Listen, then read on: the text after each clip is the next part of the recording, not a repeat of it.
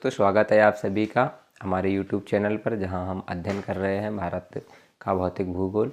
और आज की जो हमारी कक्षा है, आज की जो हमारी क्लास है, उसमें हम देखेंगे पॉपुलेशन यानी कि जनसंख्या। भारत में जनसंख्या घनत्व कितना है, भारत की जो जनसंख्या के चरण है, भारत की जनसंख्या बढ़ने के क्या कारण रहे हैं, क्या इसके लिए हम उपाय कर सकते हैं, भारत ने कौन कौन से ऐसे कार्यक्रम चलाए हैं जिससे भारत में जनसंख्या नियंत्रित की जा सके, और भारत के जो भविष्य की जनसंख्या है वो किस प्रकार ग्रोथ कर रही है या किस प्रकार बढ़ रही है, इसके विषय में भी जानेंगे। आइए तो आज की वीडियो को हम शुरू करते हैं। आ जाइए बोर्ड स्क्रीन पे देख लेते हैं। पहले आज के जो क्लास है उसमें हम कौन कौन सी चीज़ें पढ़ेंगे। तो पहले भी हम देखेंगे जनसंख्या का अर्थ और महत्व। पहला जो टॉपिक रहेगा जनसंख्या का अर्थ और महत्व। दूसरा रहेगा जनसांख्यिकी डेमोग्राफी और इसके मुख्य घटक। उसके बाद हम देखेंगे भारत की जनसंख्या स्थिति, वैश्विक तुलना भी करेंगे जनसंख्या स्थिति की। उसके बाद देखेंगे डेमोग्राफिक ट्रेडिशन मॉडल, ये क्या कहलाता है। जनसंख्या सूचकांक देखेंगे, फिर बर्थ रेट, डेथ रेट और ये सारी चीज़ें, सेक्स रेशो आदि का अध्ययन करेंगे। छठवें उसमें पढ़ेंगे हम भारत की जनसंख्या वितरण घनत्व। भारत में जो जनसंख्या है वो किस प्रकार वितरित है, कैसा मतलब कैसा घनत्व है, भारत की जनसंख्या की विशेषताएं भी सातवें टॉपिक में हम चर्चा करेंगे। आठवें टॉपिक में हम देखेंगे जनसंख्या वृद्धि के कारण, सेंसस ऑफ पॉपुलेशन ग्रोथ। हमारे भारत की जो जनसंख्या वृद्धि है उसके क्या कारण रहे हैं, इसके बारे में आठवें टॉपिक में हम अध्ययन करेंगे। आ जाते हैं नौवीं की तरफ। नौवीं में हम पढ़ेंगे भारतीय जनसंख्या वृद्धि के प्रभाव, सकारात्मक प्रभाव भी और नकारात्मक प्रभाव भी, दोनों तरह के प्रभावों के बारे में हम चर्चा करेंगे। 10वें में हम पढ़ेंगे राष्ट्रीय जनसंख्या नीति 2000, नेशनल पॉपुलेशन पॉलिसी NEP 2000, इसके बारे में जानेंगे। 11वीं में पढ़ेंगे हम परिवार नियोजन कार्यक्रम, जो कि भारत सरकार ने 1952 में चलाया था। इसके क्या 1952 पढ़ेंगे और उसके उपाय भी देखेंगे साथ में। 12वें में हम पढ़ेंगे भारत की भविष्य की जनसंख्या। भारत की जो भविष्य की जनसंख्या है या भारत में जो जनसंख्या अभी भविष्य वाली जो फ्यूचर जनरेशन है वो किस प्रकार की है, इसका भी हम अध्ययन करेंगे। देख लेते हैं। जो सबसे पहले शुरू कर लेते हैं जनसंख्या का अर्थ, मीनिंग ऑफ पॉपुलेशन। इसमें क्या है, जनसंख्या इसको पढ़ते हैं। जनसंख्या किसी देश या क्षेत्र में रहने वाले कुल व्यक्तियों की संख्या को कहा जाता है। यह संख्या किसी देश की मानव शक्ति, आर्थिक विकास, संसाधन उपयोग और नीतियों को प्रभावित करती है। जनसंख्या घनत्व, जनसंख्या अध्ययन जनसांख्यिकी वह विज्ञान है जिसमें जनसंख्या की संख्या, वृद्धि दर, जन्म दर, मृत्यु दर, लिंगानुपात, आयु संरचना आदि का अध्ययन किया जाता है। जन्म दर, मृत्यु दर, लिंगानुपात, इन सारी चीज़ों के अध्ययन को ही क्या बोलते हैं, जनसांख्यिकी या डेमोग्राफी कहते हैं। आगे बढ़ जाते हैं। भारत की जनसंख्या, इंडियाज पॉपुलेशन। भारत की जनसंख्या देख लेते हैं। इसमें भारत विश्व का सबसे अधिक जनसंख्या वाला देश है। जैसा कि आप सभी को ज्ञात होगा कि वह पहले जो कुछ समय जो पहले था वो सबसे फर्स्ट नंबर पे चीन था। कुछ टाइम पहले, अभी 2 साल पहले तक की बात है। और उसके बाद इसको दूसरे नंबर पे था भारत, लेकिन अभी भारत चाइना को बीट कर दिया है और भारत आ गया है फर्स्ट नंबर पे। अब भारत फर्स्ट पे आ गया है और चाइना सेकेंड नंबर पे पहुंच चुका है। 1.44 बिलियन पॉपुलेशन के आसपास भारत अपनी जगह प्रथम नंबर पे बनाए हुए है। सबसे अधिक आबादी अगर विश्व में कोई देश में है तो उसका नाम है भारत, यानी कि वो हमारा प्यारा देश है। जनसंख्या वृद्धि के कारण क्या रहे, जनसंख्या वृद्धि के चरण। भारत की जनसंख्या वृद्धि के मुख्य 3 चरणों का हम अध्ययन करेंगे। भारत में जनसंख्या वृद्धि के 3 मुख्य चरणों को पार किया है। भारत में जनसंख्या जो वृद्धि है वो 3 चरणों में हुई है। देख लेते हैं। जन्म दर, उच्च जन्म दर और उच्च मृत्यु दर, हाई बर्थ रेट और हाई डेथ रेट। ये कब था, हाई उच्च रेट मतलब उच्च जन्म दर और उच्च ही मृत्यु दर, ज़्यादा बच्चों की पॉपुलेशन बढ़ना और ज़्यादा ही बच्चों की मृत्यु हो जाना, ये कब चल रहा था, तो ये था स्वतंत्रता से पहले। जब भारत देश गुलाम था तब जन्म दर भी उच्च थी, मतलब कि पैदावार भी, बच्चों की जो पैदावार है या जन्म दर है वो भी ज़्यादा थी और मृत्यु दर भी ज़्यादा थी, मतलब बच्चे पैदा भी हो रहे थे और उसके साथ साथ मर भी रहे थे। तो जन्म दर भी हाई थी, जन्म दर का ग्राफ भी हाई था और मृत्यु दर का ग्राफ भी हाई था। दोनों ही ग्राफ इसमें हाई थे। स्वास्थ्य सेवाएं कमी थी, उस समय पे स्वास्थ्य सेवाओं की कमी थी। ये जन्म दर है, उस समय पे स्वास्थ्य सेवाओं में कमी थी, इसीलिए बहुत ज़्यादा मतलब जो जितने बच्चे जो पैदा होते थे, जो पॉपुलेशन नहीं बढ़ती थी, वो उसमें से अधिकतर मृत्यु या उसमें से अधिकतर मर जाती थी। मृत्यु दर बहुत अधिक थी। मृत्यु दर और जन्म दर उच्च थी, मतलब कि ज़्यादा ही थी दोनों।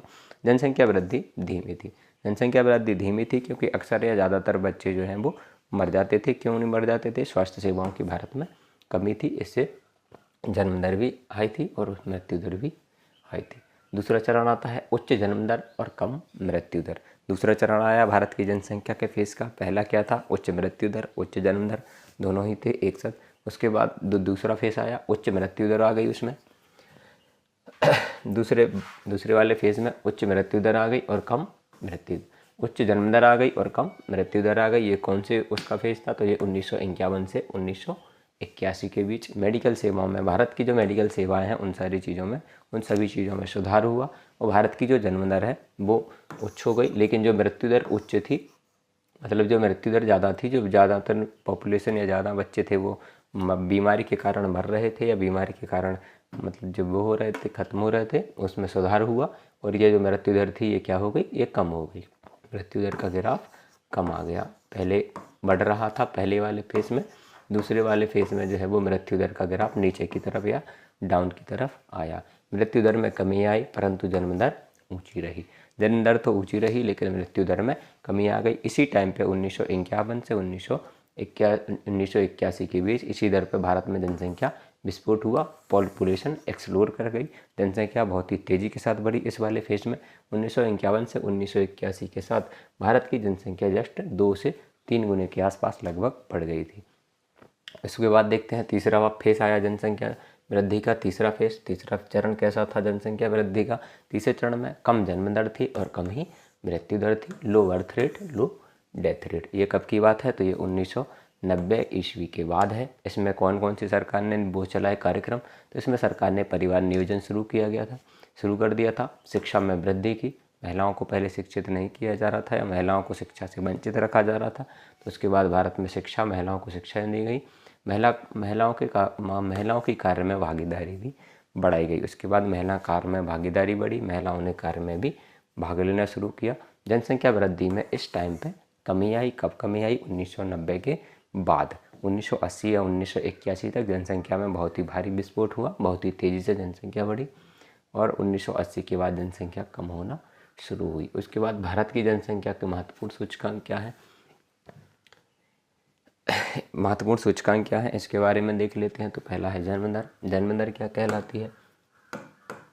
जन्म दर का मतलब है प्रति 1000 जनसंख्या में प्रति वर्ष जन्मे बच्चों की संख्या, यानी कि 1000 बच्चों में कितने बच्चे 1 साल तक जीवित रहे, उसी को क्या बोलते हैं? जन्म दर। 2023 में भारत की जन्म दर लगभग 17 प्रति 1000 थी। उसके बाद आता है मृत्यु दर, डेथ रेट। प्रति 1000 जनसंख्या के प्रति वर्ष मृतकों की संख्या भारत की मृत्यु दर कहलाती है। तो वो कितनी रही? 7। कितनी रही? 7। यानी कि अगर 1000 बच्चे जन्म लेते हैं, 1000 बच्चे जन्म लेते हैं तो उसमें से कितने बच्चे इस दुनिया में नहीं रहे या कितने बच्चों की मृत्यु हो गई, वो संख्या है 7। केवल 7 व्यक्ति ही, 7 बच्चे ही मृत्यु दर को यानी कि मरे हैं बस। प्राकृतिक वृद्धि दर क्या कहलाती है? Natural growth rate. जन्म दर बराबर माइनस मृत्यु दर। भारत की लगभग 1 दशमलव प्रति वर्ष है। भारत की जो लगभग जनसंख्या ग्रोथ रेट है वो 1% प्रति वर्ष है। 1% प्रति वर्ष भी भारत की जो ग्रोथ रेट है वो कम नहीं है, ये बहुत हाई ग्रोथ रेट है। कुल प्रजनन दर, टोटल फर्टिलिटी रेट कितना है? तो एक महिला अपने जीवन काल में औसतन कितने बच्चों को जन्म देती है? तो भारत में वो कितना है? भारत का फर्टिलिटी रेट कितना है? 2.0, यानी कि एक महिला अधिक अपने जीवन काल में 2 बच्चों के औसत से जन्म देती है। एक महिला 2 बच्चों को जन्म देती है। लिंगानुपात क्या है? सेक्स रेशियो क्या है? प्रति 100 पुरुषों पर महिलाओं की संख्या को ही क्या कहा जाता है? सेक्स रेशियो, यानी कि लिंगानुपात। ये कितना है भारत में? तो भारत का लिंगानुपात 1020 महिलाएं और 1000 पुरुष NFHS के अनुसार। ये डाटा थोड़ा ओवरलैप भी कर सकता है, ये डाटा ओवरलैप भी कर सकता है।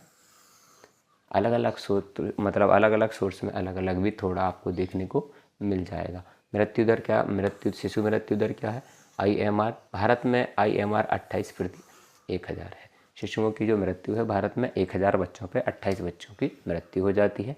मातृ मृत्यु दर कितनी है? जन्म के समय, बच्चे का जब जन्म होता है उसके समय या महिलाओं की भारत में मृत्यु कितनी है? तो वो है 97/1,00,000 जन्म। मतलब कि 1,00,000 अगर बच्चे जन्म लें तो उसमें जन्म लेते वक्त महिलाओं मतलब उसकी माँ की मृत्यु कितनों की हो जाती है? तो वो रेट है 97 महिलाएं या 97 माताएं जन्म देने के समय, शिशु का जन्म देने के समय मर जाती हैं, यानी कि डेथ हो जाती है उनकी। भारत की जनसंख्या का स्वरूप कैसा है? मतलब भारत की जनसंख्या कैसी है? युवा जनसंख्या है, वृद्ध जनसंख्या है, कौन सी स्टेज में है? तो भारत की जनसंख्या का स्वरूप देखेंगे, उसमें युवा जनसंख्या, तो यूथ पॉपुलेशन भारत की इंडियन एज केवल 28 वर्ष है। भारत में जो मीडियम एज है, यानी कि भारत की जो जनसंख्या अधिकतर जनसंख्या है वो कैसी है? मीडियम एज की है, यानी कि 28 वर्ष या 28 वर्ष प्लस की है। यह युवा शक्ति आर्थिक विकास में सहायक भी होती है। भारत में युवा शक्ति है 28 वर्ष अगर औसत एज है भारत की जनसंख्या की, तो ये युवा एज है, ये युवा स्टेज है। इसमें आर्थिक शक्ति का विकास बड़ी तेज़ी से या बड़ी मात्रा में कर सकते हैं। घनी जनसंख्या हाई डेंसिटी है। भारत की जनसंख्या घनत्व 429 व्यक्ति प्रति किलोमीटर स्क्वायर, यानी कि 1 किलोमीटर में भारत में कितने व्यक्ति निवास करते हैं या कितने व्यक्ति रहते हैं? तो वो है 429। अनुसंतुलित वितरण क्या है? अनुसंतुलित वितरण देखते हैं। उच्च घनत्व दर, भारत के कई ऐसे राज्य हैं जिनमें जनसंख्या घनत्व है, जिनमें जनसंख्या ज़्यादा है, कई ऐसे राज्य हैं जिनमें जनसंख्या घनत्व कम भी है। तो वो उच्च जनसंख्या घनत्व वाले राज्य कौन से हैं? उसमें बिहार है। बिहार में जनसंख्या घनत्व सबसे ज़्यादा है। बिहार में लगभग 1 किलोमीटर में बराबर 1000+ व्यक्तियों की संख्या चली जाती है, और भारत की औसत कितनी है? 429। बिहार में 1000 चली जाती है, यूपी में भी है, पश्चिम बंगाल में। इन तीनों ही राज्यों में जनसंख्या का घनत्व उच्च है, यानी कि 1 किलोमीटर में ज़्यादा व्यक्ति निवास करते हैं। और कम जनसंख्या घनत्व अरुणाचल प्रदेश में और सिक्किम में। इन राज्यों में जनसंख्या घनत्व जो है वो कम है। ग्रामीण प्रधान, रूरल डोमिनेटेड, लगभग 65% लोग गाँव में रहते हैं। भारत की जनसंख्या कहाँ निवास कर रही है या भारत की जनसंख्या कहाँ रह रही है? तो भारत की आज भी भारत की जो 65% आबादी है वो ग्रामीण क्षेत्र में निवास करती है, वो गाँव में निवास करती है। आ जाते हैं जनसंख्या वृद्धि के कारण क्या रहे। भारत की जो जनसंख्या है वो इतनी तेज़ी से बढ़ी। 3 स्टेज में अभी अपन ने अध्ययन किया था कि 3 स्तरों में या 3 क्रम में, 3 चरण में भारत की जनसंख्या बढ़ी। उसके क्या कारण रहे? तो पहला कारण रहा जन्म दर अधिक रही। पहले ही फेज़ में अपन ने पढ़ा था जन्म दर उच्च और मृत्यु दर उच्च, तो इसमें जन्म दर उच्च रही, मृत्यु दर में कमी हुई। उसके बाद जो 1951 से 1981 वाला फेज़ आया, मृत्यु दर नीचे गिरी, मृत्यु दर में कमी हुई, स्वास्थ्य में सुधार हुआ, जिससे बच्चों की जो है मृत्यु दर कम हो गई। स्वास्थ्य सेवाओं में सुधार किया, बाल विवाह और कम शिक्षा, बाल विवाह हुए उसी टाइम पे, शिक्षाओं की कमी थी। ज़्यादातर जो महिला वर्ग है या महिला सोसाइटी है उनमें शिक्षाओं का प्रचलन नहीं था, उनमें शिक्षा नहीं दी जाती थी, इस कारण भी जनसंख्या बढ़ी। महिलाओं का कम कार्यबल में होना, महिलाएं जो थी वो कार्यबल में यानी कि पुरुषों के साथ, यानी कि जो सोसाइटी में है जो काम पे कम मतलब कार्य में नहीं जाती थी या कार्य में नहीं जगती थी, घर के ही कामकाजों में लगी रहती थी। सामाजिक और धार्मिक मान्यताएं थी। सामाजिक धार्मिक मान्यताएं भी, कई प्रकार की कुप्रथाएं समाज में व्याप्त थी, जिसने भी जनसंख्या में या पॉपुलेशन में वृद्धि में एक महत्वपूर्ण भूमिका निभाई। जनसंख्या वृद्धि के प्रभाव क्या रहे? पहले हम देखेंगे सकारात्मक प्रभाव, उसके बाद हम पढ़ेंगे, उसके बाद देख लेंगे नकारात्मक प्रभावों को। तो देखते हैं सकारात्मक प्रभाव क्या रहे इसके। तो ये सकारात्मक प्रभाव है। सकारात्मक प्रभाव क्या रहे? तो अधिक मानव संसाधन, जनसंख्या वृद्धि के प्रभाव में सकारात्मक प्रभाव है अधिक मानव संसाधन, यानी कि इतनी बड़ी पॉपुलेशन है और भारत में पूरी यंग पॉपुलेशन है। अगर उसे अधिक श्रम बल में लगाया जाए तो भारत में अधिक मानव संसाधन उपयोग किए जा सकते हैं। बड़ा बाजार, भारत के पास एक बहुत ही बड़ा बाजार है, 144 मिलियन पॉपुलेशन, तो बहुत बड़ी जनसंख्या है। और श्रम शक्ति का उपलब्धता, भारत में श्रम शक्ति की उपलब्धता हालांकि अभी तो कम है, अगर बढ़ाई जा सकती है, अगर बढ़ जाए तो ये भारत के लिए बहुत ही अच्छा होगा। इस पॉपुलेशन के साथ हम भारत के टॉप लीडिंग कंट्रियों में भी जा सकते हैं, यानी कि भारत विश्व का गुरु भी बन सकता है अगर इतनी जनसंख्या भारत अपने एक उसके रूप में कार्य करे। नकारात्मक प्रभाव किसके क्या रहे इसके? जनसंख्या बढ़ी, जनसंख्या का प्रभाव क्या हुआ? उससे बेरोजगारी भी बढ़ गई, गरीबी में भी वृद्धि हुई, गरीबी का ग्राफ भी ऊपर गया, संसाधनों का दबाव पड़ा, संसाधन थे जो पहले से ही कम मात्रा में थे, भारत के पास उतने ज़्यादा संसाधन नहीं है, तो ये संसाधनों का वितरण भी बहुत ही उससे हुआ। बहुत सारे लोगों को संसाधन मिल पाए, बहुत सारे लोगों को संसाधन नहीं मिले, वे लोग भी संसाधन के अभाव में ही जीवन गुजार रहे थे। शिक्षा और स्वास्थ्य पर बोझ बढ़ा, शिक्षा पर भी बोझ बढ़ा, बहुत सारे लोगों को शिक्षित करना पड़ा, स्वास्थ्य पर भी बोझ बढ़ा। स्वास्थ्य में जब जनसंख्या बढ़ेगी तो शिक्षा में भी वृद्धि, मतलब बच्चों में पढ़ने वाले बच्चों की भी वृद्धि होगी और बीमार में भी वृद्धि होगी, लोग बीमार भी ज़्यादा पड़ेंगे। पर्यावरण समस्याएं भी हुई, इससे पर्यावरण समस्याएं भी हो रही हैं। और शहरी भीड़ और झुग्गियाँ, शहरों में ज़्यादातर भीड़ बढ़ रही है, पॉपुलेशन जो वर्तमान पॉपुलेशन है वो शहरों की तरफ भाग रही है, तो शहरों में भी भीड़ हो रही है। और शहरों में कहाँ कैसे निवास कर रहे हैं? तो शहरों में है जो जनसंख्या है, जो पॉपुलेशन है, वो झुग्गी झोपड़ियों में रह रही है। इसी के साथ बढ़ते हैं आगे की स्लाइड पे, और आगे की स्लाइड है हमारी जनसंख्या नीति NEP 2000। भारत की सरकार की जो 2000 की जनसंख्या नीति है, जो 2000 में आई थी, उसके क्या मुख्य लक्ष्य हैं या क्या है जनसंख्या पॉलिसी? तो TFR मतलब कि फर्टिलिटी रेट, वो क्या है? 2.0 तक लाना है, इसको 2.0 तक लाना है। लड़कियों को शिक्षित करना है, स्वास्थ्य सेवाओं में और भी सुधार करना है, और 100% टीकाकरण भी करना है। परिवार नियोजन जो कार्यक्रम है, जिसके तहत परिवार को एक सीमित उसमें वो बताया गया है कि आपके परिवार में 2 ही बच्चे होने चाहिए। भारत सरकार का ये कार्यक्रम है परिवार नियोजन, जो कि 1952 में भारत सरकार ने शुरू किया था। ये सन है 1952 ईस्वी में शुरू किया था। परिवार में परिवार नियोजन के तहत ही इन सारी चीज़ों को या भारतीय जो जनसंख्या नीति है उसमें बताया गया है। आगे बढ़ते हैं। भारत में परिवार नियोजन कार्यक्रम, फैमिली प्लानिंग प्रोग्राम 1952 में। भारत दुनिया का पहला देश जिसने राष्ट्रीय परिवार नियोजन कार्यक्रम शुरू किया, क्योंकि भारत में जनसंख्या का एकदम से विस्फोट हुआ, तो भारत ने 1952 ईस्वी में परिवार नियोजन कार्यक्रम को लाया गया। मुख्य इसके उपाय क्या हैं? तो नसबंदी, आप लोगों ने सुना होगा, इंदिरा गांधी के दौर में बहुत सारे लोगों को ज़बरदस्ती पकड़ के उनकी नसबंदी की गई ताकि पॉपुलेशन ज़्यादा ना बढ़े। गर्भ निरोधक गोलियों भी बहुत सारी वो जो हैं गर्भ निरोधक गोलियां भी आती हैं जिससे गर्भ नहीं रहता है। जागरूकता अभियान, भारत में बहुत सारी जगहों पर जागरूकता अभियान भी चलाए गए कि जनसंख्या बहुत ही तेज़ी के साथ बढ़ रही है, जनसंख्या बढ़ाने में अपनी सहभागिता ना बढ़ाएं, जनसंख्या को ज़्यादा ना बढ़ने दें। और आशा वर्कर्स की भूमिका, आशा वर्कर्स कहाँ काम करती हैं? ग्रामीण क्षेत्र में आशाएं वर्कर्स, हर गांव में 1-2 आशाएं होती हैं। आशा वर्कर्स ने भी इसमें अवेयरनेस फैलाने में, परिवार नियोजन की जागरूकता फैलाने में भी मदद की है। आगे की स्लाइड पे आते हैं। जनसंख्या वृद्धि को नियंत्रित करने के उपाय। भारत में जो जनसंख्या है वो तेज़ी के साथ विस्फोट हो रही है, इसको नियंत्रित करने के उपाय हमें समझने चाहिए, ये हमारे लिए बहुत ज़रूरी है। तो लड़कियों को शिक्षा, ये बार बार कहा जा रहा है, भारत ने लड़कियों की शिक्षा पे बहुत ध्यान भी दिया है। मतलब महिलाओं को, लड़कियों को शिक्षित करना है, 100% लड़कियों को शिक्षित करना है। महिलाओं को नौकरियों और निर्णय की स्वतंत्रता देनी है, महिलाओं को नौकरियों में भी लाना है ताकि वो मतलब श्रम में हाथ बटा सकें। उनको निर्णय लेने की स्वतंत्रता भी देनी है कि वे अपने परिवार के निर्णय जो है वो खुद ले सकती हैं। परिवार में कितने बच्चे होने चाहिए, कितना छोटा बड़ा परिवार होना चाहिए, उसके निर्णय वो खुद ले सकें। परिवार नियोजन का प्रसार करना है, जो भारत सरकार का परिवार नियोजन कार्यक्रम है उसका प्रचार प्रसार करना है।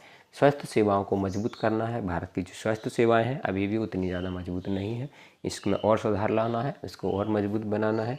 विवाह की न्यूनतम आयु का पालन करना है, जो गवर्नमेंट ने, जो भारत सरकार ने विवाह की न्यूनतम आयु रखी है, जो न्यूनतम आयु बताई है उसी के अनुसार चलना है। छोटी या कम उम्र में या बाल विवाह नहीं करना है। आर्थिक विकास, इन सभी के साथ भारत को अपना आर्थिक विकास भी करना है। ये जनसंख्या को नियंत्रित करने के उपाय हैं। 12वें पे आ जाते हैं, भारत की भविष्य की जनसंख्या। भारत का जो आने वाला भविष्य है, यानी कि आने वाले कुछ सालों में भारत की जनसंख्या कैसी होगी, तो हम एम करेंगे 2050 तक। तो 2050 तक भारत की जो जनसंख्या है वो स्थिर रहने वाली है। बताया जा रहा है कि भारत में जो 2050 तक जनसंख्या स्थिर रहेगी, यानी कि ग्रोथ नहीं होगी जनसंख्या में। जितनी पॉपुलेशन है लगभग इतनी ही रहेगी, थोड़ी बहुत ऊपर नीचे जा सकती है।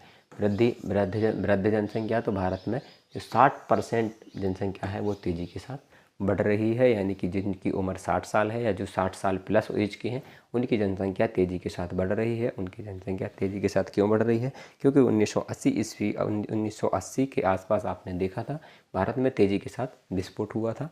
जनसंख्या क्या, तो वो वाली जनसंख्या अब अपनी वृद्धावस्था में जा रही है, तो वो 60 प्लस अवस्था में जा रही है। तो 60 प्लस अब मतलब एज ग्रुप है, जो एज है उसमें तेज़ी से बढ़ोतरी हो रही है, या 60 प्लस वालों की संख्या बढ़ रही है। श्रम शक्ति का सही उपयोग, भारत को अपनी श्रम शक्ति का सही उपयोग करना है और डेमोग्राफिक डिविडेंड भी देना है। उसके बाद आप लास्ट में, जैसा कि हम हर क्लास में पढ़ते ही हैं, तो आखिरी में आपके लिए एक क्वेश्चन है जिसका आंसर आप कमेंट बॉक्स में करेंगे। जनसंख्या नीति कब लागू हुई? आपको आंसर करना है। ए ऑप्शन राइट है, बी ऑप्शन राइट है। आपको आंसर करना है। आंसर ए है, आंसर ए है, बी है, या सी 2000 है, या डी 2016 है। इसमें से राइट ऑप्शन कौन सा है आपको कमेंट बॉक्स में इसका आंसर करना है। और इसी के साथ आज के लेक्चर को समाप्त करते हैं। Thanks for watching. आपको ये वीडियो कैसी लगी कमेंट ज़रूर करें, वीडियो को लाइक कर दें, अपने फ्रेंड्स के साथ शेयर भी कर दें। धन्यवाद। जय हिंद।